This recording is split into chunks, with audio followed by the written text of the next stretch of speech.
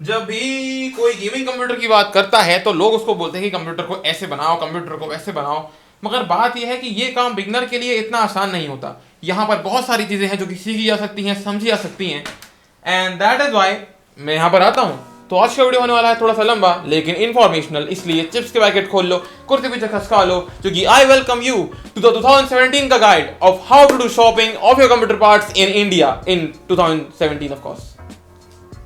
पर video start करने के पहले हम लोग को दो क्वेश्चन के आंसर्स अभी हाल फाइंड आउट करने होंगे। क्वेश्चन नंबर 1, हम लोग कंप्यूटर बिल्ड क्यों कर रहे हैं? यू नो, गेमिंग करने के लिए या एडिटिंग करने के लिए या यूट्यूब पे जाके ढिंचक पूजा के वीडियोस देखने के लिए?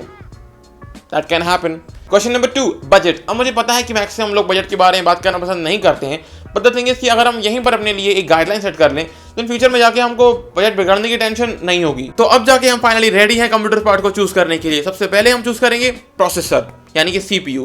वेल, ये होता है हमारे कंप्यूटर का मेन ब्रेन, इसलिए हम हमारी नीड्स के हिसाब से अपना मेन सीपीयू चूज करेंगे। सीपीयू चूज करते टाइम 3 अलग अलग फीचर्स पे ध्यान दिया जा सकता है। पहली चीज होती है उसकी क्लॉक स्पीड, सेकंड चीज उसकी number of course, and third चीज ओवरक्लॉकेबिलिटी।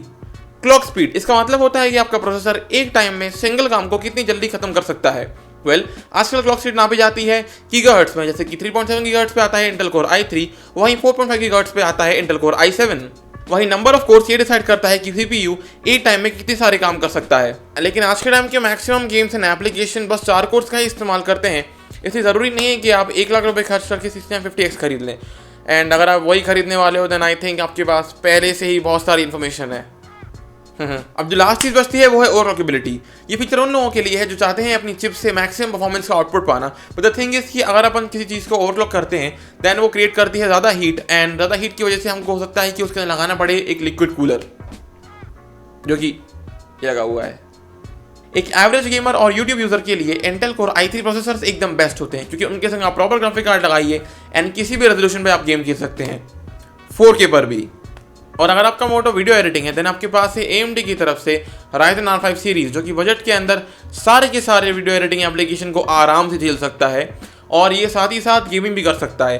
गेम खेलते खेलते आप गेम्स को स्ट्रीम भी कर सकते हो।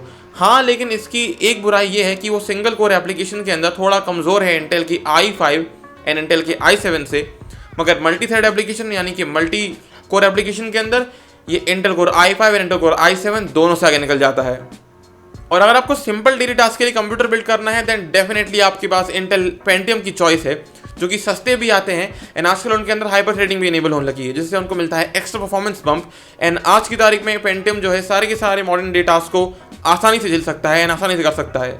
अब हम चूज करेंगे हमारा मदरबोर्ड। वेल, मदरबोर्ड वो पार्ट होता है जहाँ पर सब कुछ प्लग इन होता है, जैसे कि सीपीयू यानी कि प्रोसेसर, रैम और graphics card, even power supplying unit. तो मदरबोर्ड चूज करने के पहले हमको ध्यान देना पड़ेगा कि हमारा मदरबोर्ड इंटेल के लिए बना है या AMD के लिए। वेल, इंटेल वाले मदरबोर्ड के ऊपर लिखा होता है LGA1151 एंड AMD के मदरबोर्ड के ऊपर लिखा होता है AM4। ये AM4 और LGA1151 दो सॉकेट हैं जो कि इंटेल को सपोर्ट करते हैं एंड AMD को सपोर्ट करते हैं। जो अगली चीज़ ध्यान में देने लायक होती है वो होती है मदरबोर्ड का साइज़ यानी कि उसका फॉर्म फैक्टर। मदरबोर्ड आते हैं 3 अलग अलग साइज़ के अंदर, यानी कि बड़े से लेकर छोटे तक। सबसे बड़ा होता है ATX, then mini ATX and MATX। तो आप अपने नीड्स के हिसाब से किसी मदरबोर्ड को चूज़ कर सकते हो।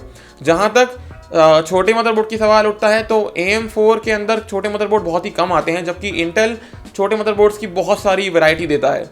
अब बात करते हैं सस्ते और महंगे मदरबोर्ड्स की। किसी भी सस्ते कंप्यूटर के अंदर H110 लगा होता है, जबकि किसी महंगे कंप्यूटर के अंदर लगा हो सकता है इंटेल की साइड से Z170, Z270 एंड AMD की साइड से X370। अब ज़रूरी नहीं है कि 2 ही सॉकेट आते हो मार्केट के अंदर, यानी कि AM4 और LGA1151। But the thing is कि अगर आप 2017 के अंदर कोई फ्रेश कंप्यूटर बिल्ड कर रहे हैं देन आपके लिए यही 2 यानी कि AM4 और LGA1151 ही बेस्ट बैंग फॉर बक रहेंगे, क्योंकि बात यह है कि बाकी जितने सॉकेट्स हैं वो पुराने हो चुके हैं। एंड आज की तारीख में अगर आपको चाहिए मैक्सिमम परफॉर्मेंस तो आपको LGA1151 एंड AM4 की तरफ ही जाना सूटेबल रहेगा। नेक्स्ट थिंग जो आती है वो होता है कैबिनेट। वेल, कैबिनेट भी आपके मदरबोर्ड की तरह अलग अलग फॉर्म फैक्टर में आते हैं, बड़े से लेकर छोटे तक अलग अलग साइज में आते हैं। एंड अगर आप एक बजट कंप्यूटर बनाना चाहते हैं देन देयर आर कैबिनेट्स जो कि मार्केट के अंदर अवेलेबल हैं, जिनके संग power supply unit already free आता है। पर ध्यान देने की बात यह है कि यहाँ पर उस वाले कैबिनेट के ऊपर अच्छे रिव्यूज होना जरूरी है, क्योंकि अगर अच्छे रिव्यूज नहीं हुए तो हो सकता है एक फॉल्टी PSU आपके कंप्यूटर पार्ट्स को खराब करने के लिए जिम्मेदार हो सकता है।